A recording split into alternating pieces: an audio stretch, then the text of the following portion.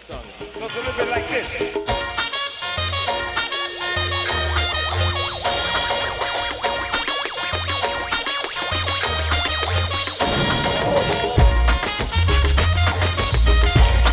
Este es el bueno.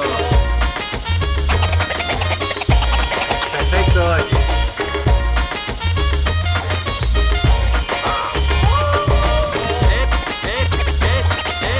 Este es el bueno.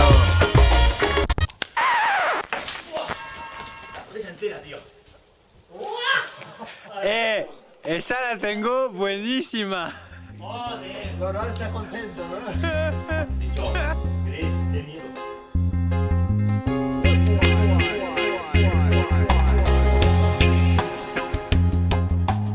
So yeah, I've been using the GRIGRI for 15 years. It's kind of embarrassing, but I'm kind of scared to belay without the GRIGRI. Llevo usando el GRIGRI desde que empecé a escalar y es el único sistema de aseguramiento que he utilizado y creo que es con el que me quedo, ¿no? Siempre me parece súper cómodo, sencillo y eficaz, ¿no?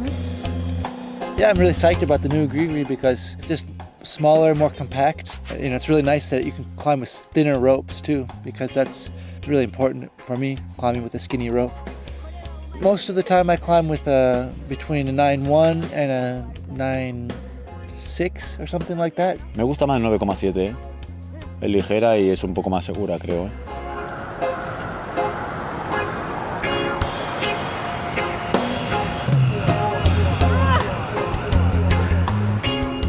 Aujourd'hui, les grandes voies extrêmes, la difficulté elle est vraiment haute. Pour grimper sur un niveau très haut, genre Alibaba, il faut que tout soit parfait. Et aussi niveau matos, il faut qu'on soit le plus léger possible.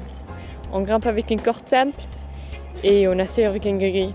Le GRIGRI 2, il est parfait pour ça, parce qu'il est petit, il est léger et ça te permet d'être encore mieux. To have this new GRIGRI that works on this size rope is really key for me.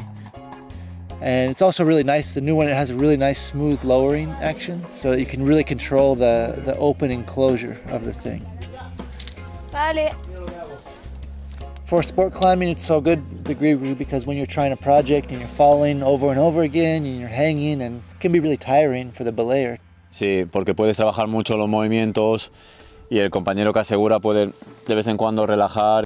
Con el 8 siempre tienes que estar con la tensión de estar con las manos apretando bastante fuerte, ¿eh? Y no puedes trabajar a la vez tanto tiempo con un 8, ¿eh? Acabaría igual, el compañero acaba muy cansado, ¿eh? Con el GRIGRI es una ventaja, ¿eh? Especially with this new GRIGRI, that it really gives you a lot more control with the lowering action. So you can really be more precise with that and lower them just at the right speed that they need to be lowered. That's really key too. Oh man. You know, for me, I still take it very seriously who belays me. You know, I really like to have that connection with my belayer and know them and know that they're really paying attention. And just having a personal connection, that they know my climbing style, they know how to read my movements, and they can really, you know, follow me closely and give me the right amount of slack at the right moment. You just kind of have this intuitive connection.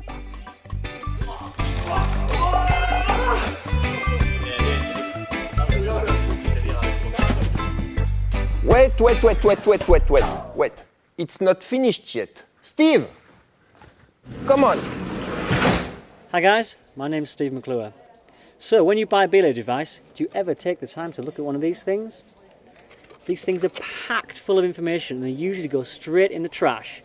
Take a time just to have a look through these things. So what have we got in here? First of all, be attentive. A lot of stuff happens at the cliff. People are climbing a lot, things going around. Keep your eye on the climber all the time. Secondly, always hold the braking side of the rope. Now when you're climbing for a long time, it's quite easy to get a bit distracted. You could be belaying for hours, but it's most important to do that. Even if you've got cold hands, you want to put your hands in your pocket, you can still do that. Don't be tempted to reach down, grab a cup of tea or whatever. Always keep hold of that rope. Thirdly, tie a knot in the end of the rope. Now being lowered off the end of the rope is the most common cause of accident in sport climbing. As a climber, it's your responsibility to make sure there's a knot in the end. Okay. So, setting up the device. Take great care to make sure that the rope is through the device the correct way. So last thing to do before you start climbing is a partner check, or a buddy check if you're American. Have a look to see if the climber is tied on properly, and you look to see if you are on belay properly. There's loads more things we can do before setting off, and everybody has their own individual thing. Make sure you go through at least these processes. If everything's good, then off you go.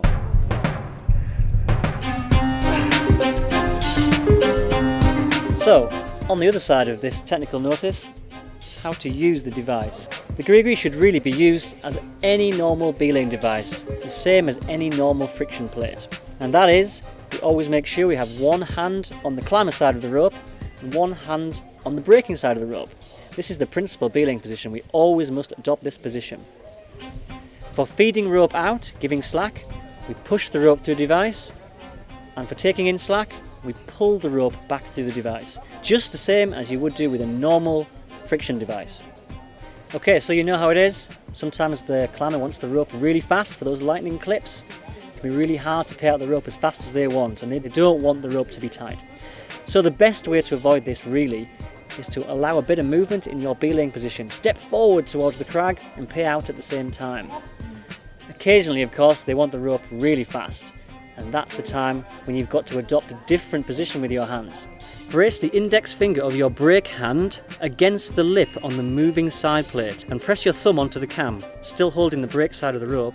The other hand holds the climber's side of the rope and pulls the rope out of the device. Remember, your hands must immediately return to the principal belaying position. This method works best because at all times you have your hand on the braking side of the rope. Whilst your thumb is holding open the cam on the device, the rope is still through the palm of your hand, and at any time you can instantly clamp the rope.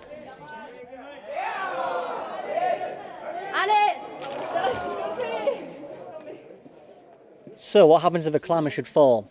Well, the golden rule, as we know, is always keep your eye on the climber. If you do this, you'll be prepared. Keep your hand on the braking side of the rope, that's most important.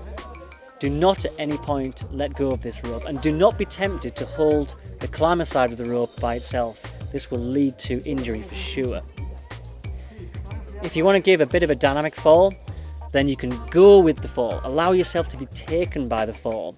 Move in towards the rock, or even give a small jump. This will give a much softer fall on the climber, stopping the impact being so great. Take a look at the bottom of the leaflet. It shows you a lot of things that you shouldn't do. It might seem obvious, but it pays to just take a quick look.